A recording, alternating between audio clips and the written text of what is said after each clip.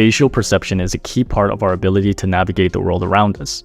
It refers to our ability to perceive spatial relationships between objects.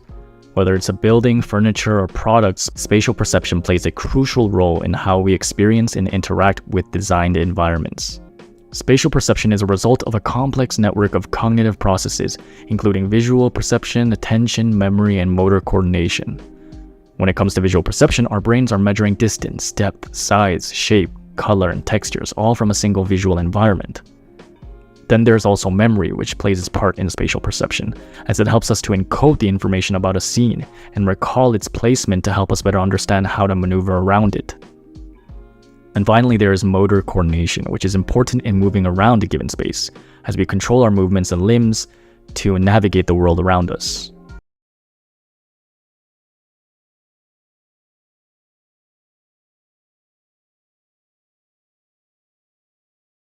We'll check out your office first, because your office is nice and it's something that a lot of people don't see all the time. You mean my office? That's Yes. beautiful all the time. So it's dark in here, first of all. I want Yeah, to because warn I you. have one measly She light. only has one light in here. She does have a lamp, and I told her if we wanted to get better lighting, we could. But this is her office, and as you can see, soap products everywhere, because this is her business, is based off of soap making. Soap samples, look, a whole rack of soap making The rack is ingredients. brand new. I just got that a few weeks ago. Right. Set up all by myself without his help. Shipping materials, shipment materials An here. order I have to pack. Yep, orders, you know, cool business related stuff that she has in her office. Look at this, is all her supplies for her business is in here. They're beautiful. And now my office, which you've all seen, I just recently did an actual walkthrough of this office. Yeah, because this is how my office has to be. Unfortunately, I have electronics that have to run across the floor in order to function. You mean like your consoles that are almost never on except for like one? Yeah. You mean like this PS3 that I'm alternating between right now to play Yakuza 4 and other games? Yes, and it has to be. Which you weren't doing for and it has to be in that position, because if it doesn't, the HDMI port doesn't work anymore because it's dying out. Between different consoles on the fly, okay? The ability of me to be able to do PC gaming versus console gaming, the live streaming, everything. So much better than it was in Connecticut when I was doing it out of my freaking living room. You know what I mean? Doing it out of the living room was doable, but it certainly wasn't easily doable. This is a lot better.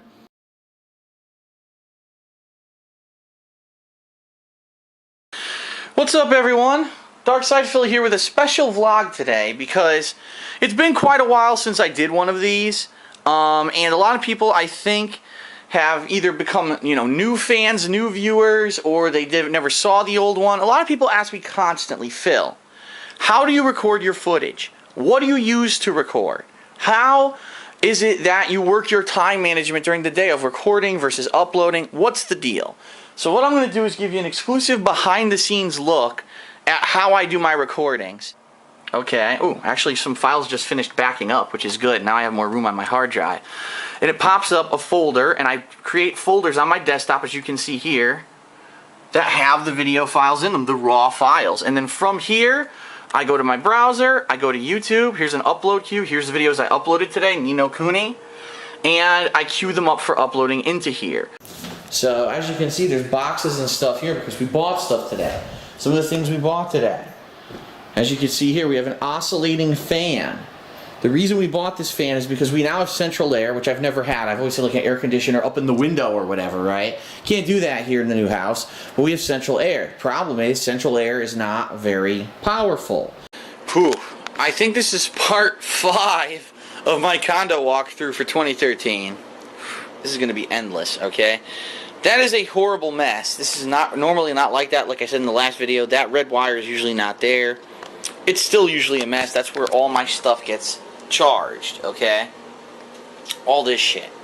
Over here, we've got boxes, supplies from Project 7 that are somehow up there. I don't know how. Boxes, a blanket, boxes, pillows, cushions, boxes, joysticks. Ooh, joysticks. And below here are more joysticks buried in here. Hey, look, there's a bag down there I haven't seen in like 10 years. Behind all this are DVDs. That's right. There are actually standard definition DVDs hidden behind all this that I have not seen in like 6 to 10 months because these boxes have buried them. Alright? I have no fucking space in my condo. I'm going to say that again. I'm going to keep saying that during these videos. Here's a chair. John Rambo frequently sits in this chair when we do 2-player co-op. Okay. Moving along the wall, this is my side window. That's my back stretcher that I used for several months. Okay. What I haven't shown you yet is this. This is my ottoman. Inside of this ottoman are stored various joysticks. I literally have like 4 or 5 joysticks inside of this ottoman right here. Look at my nice naked toes. They're disgusting, I know.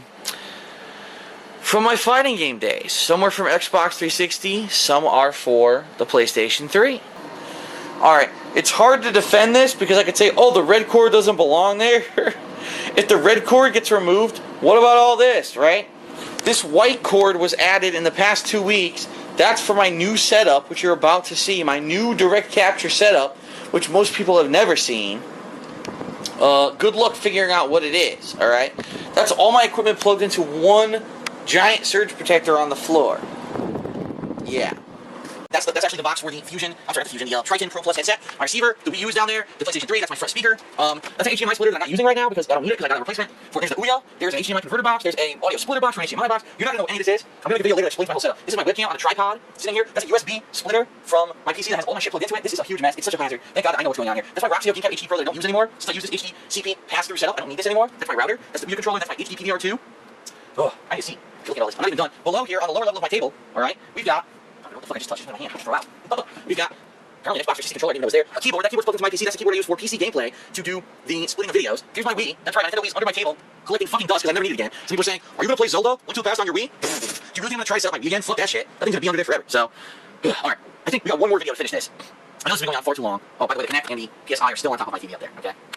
Let's end this in style. I'll show you my PC setup. I'll show you some new models. I'll show you the massive pile of crap and how my Blu-rays improved in the next video. Stick around. We'll be right back.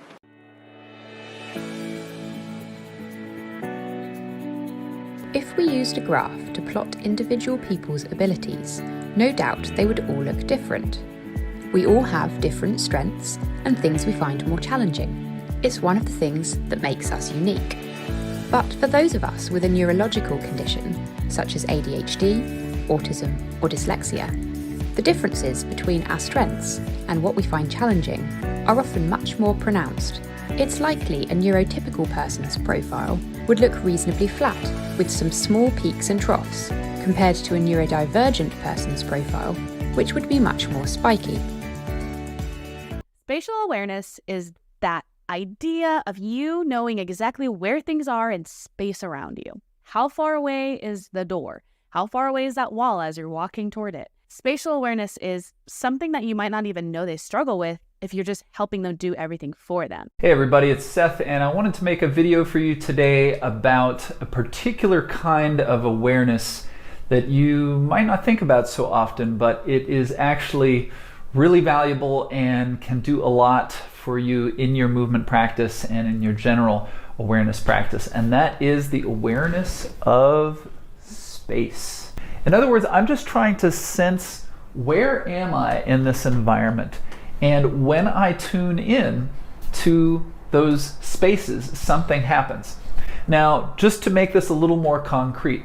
Hi little berries, welcome back to an episode of my Autism Diaries. Today I thought I'd talk about something that you don't normally hear people talk about. Autism is pretty much mostly associated with behavioural issues and issues that people think we can help and that we're putting on and everything.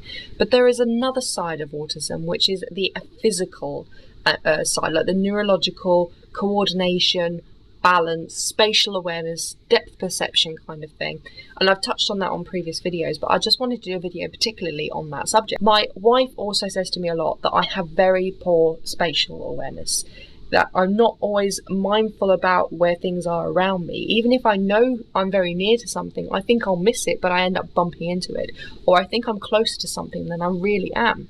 I can't always feel things around me. When it comes to driving, sometimes that can be a bit of an issue. I am overcautious when I'm reverse parking or when I'm just driving down a road, I always stop a little bit further away. I always make sure I'm safe every single time. I have been known to walk down the aisle at work and just knock a bin over and not even realise I've done it until I'm halfway up the office, and people go, Erin, what have you just done? You're not going to clear that up? And I'm like, oh, I didn't notice. I seriously did not notice. Depth perception is a massive thing as well. Things look further away to me sometimes than they truly are. I often have to touch things to realise that they're not quite so far away, or when sometimes I feel like something is sort of like moving like this and actually it's a flat surface, and something looks 3D to me sometimes when it's actually 2D. Lack of coordination, lack of spatial awareness, lack of depth, have different things with depth perception are not seen as problems really, because people just say, well, that's just you. It's nothing much, and sometimes it can be that bad that you can end up having a separate diagnosis of dyspraxia, but actually things like dyspraxia, dyslexia, ADHD, Tourette's, they sort of like go into this sort of bubble where if they all intersect or there's something going on, you have to meet certain criteria, and sometimes people seem to have those conditions, whereas actually it's autism that is the main condition.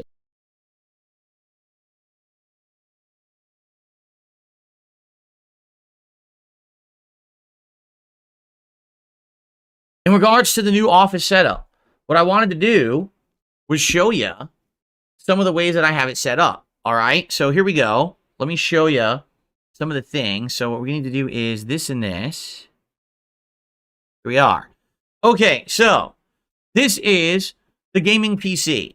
This sits over with my actual, gaming setup, my entertainment center.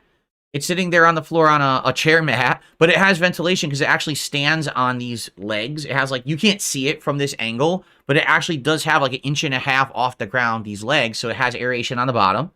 And what you got next to it is the uninterrupted power supply. And then my PS5 Pro. Okay. Now you might say, well, what are all those cords? Yeah, I need to do that because that's all the cords that have to go across the room. 3 incredibly long HDMI cables. There's nothing I can do about it. Remember, I wanted to do an internal capture card and everything, but we have to have all these wires running now because of the way that this setup works, okay? All right, so what you're looking at now is the view from basically if you were standing right where my camera is at my new setup. So now what you're seeing, this is what it looks like, basically, from the opposite perspective. Turned around.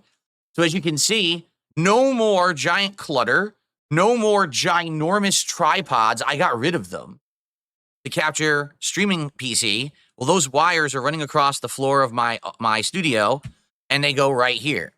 So they're going right into the various devices. One goes to the TV, one goes to the PS5 Pro, one is going to the gaming PC. And then there's a couple USB cables and things there. For example, the wireless adapter for my keyboard and mouse. So now what you're seeing is basically me sitting here looking at the TV. This is what it looks like. So this is my gaming desk that I can now roll around and move. And as you can see, there is the wireless keyboard and mouse, super high-end Logitech devices. This is what it looks like sitting here and looking directly across my studio. All right, right now, this is my perspective looking at you guys and talking with you. So right in front of me is my keyboard and mouse to control the streaming PC. There's my mug. There's my Stream Deck. There's the water that I'm putting into the mug to drink. There's my laptop. The switch is behind the TV. You cannot see it in this picture, but it's literally sitting behind the TV in its charging dock right there, along with the Pro controller in that Hori pad that I had for it.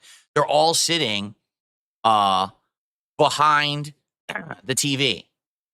Even so, would you say, because this is a theory, well, not a theory, but this is something that I've observed over time, there is something wrong with his visual spatial perception. Yes. Simply by the idea and the way that he sets up his spaces. So it's completely like the office and all the equipment. It's completely dysfunctional. That office should be switched 180 degrees around. So literally turn it exactly around, and you've got it.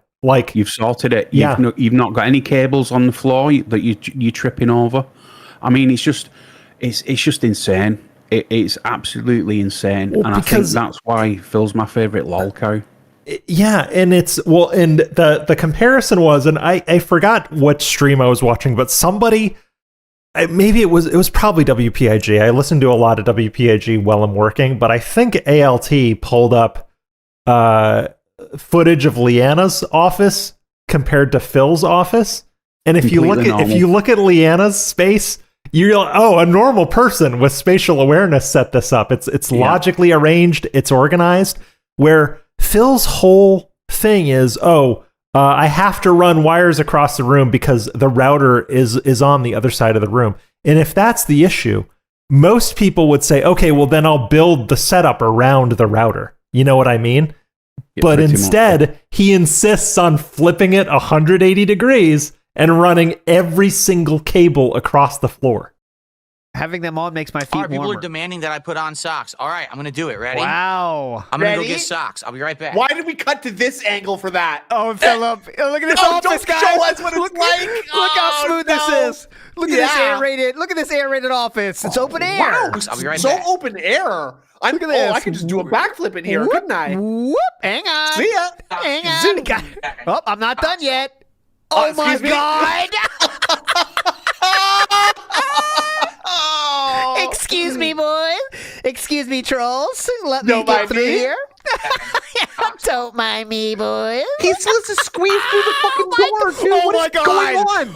Oh my God, this is real time, dude. Real time. I'm not going to do anything to this. Watch how long it takes him to squeeze through.